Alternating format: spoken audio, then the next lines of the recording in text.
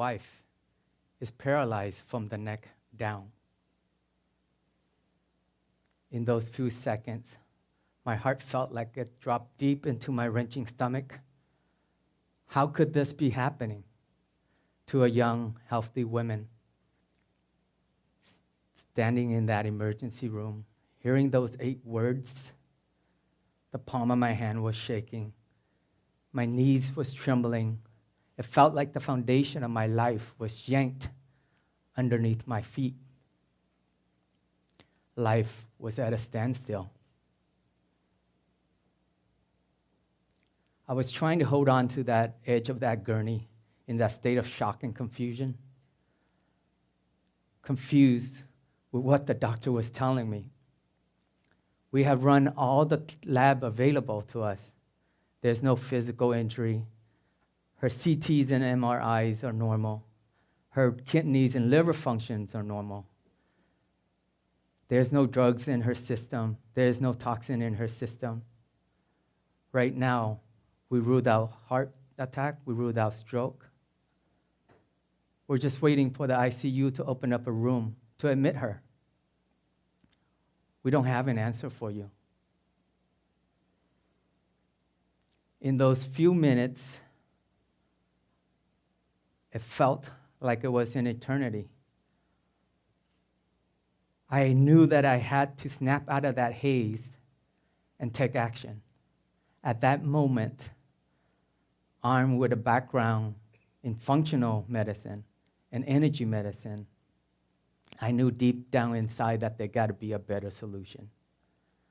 At that moment, I refused to accept what the conventional doctor was telling me, that they don't have an answer. I knew that if I want my wife back, I have to take action.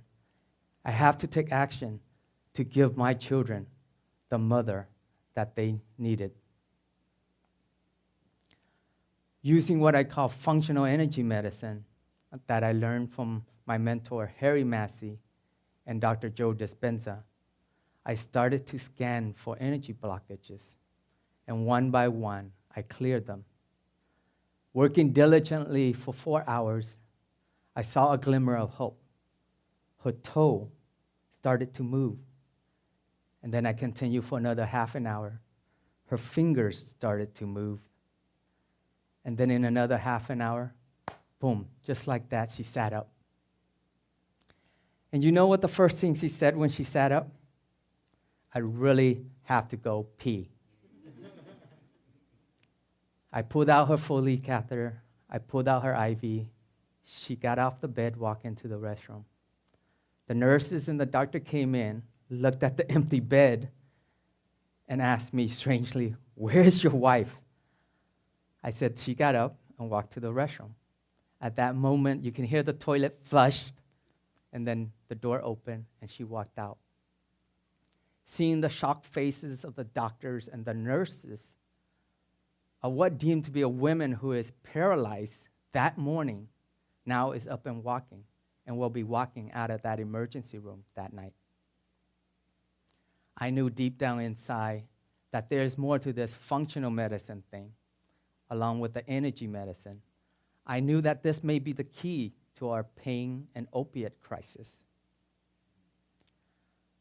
I believe that there are certain events in our life, some are big and some are small, some may be tragic and some emotionally stressful. It all meant to have purposes.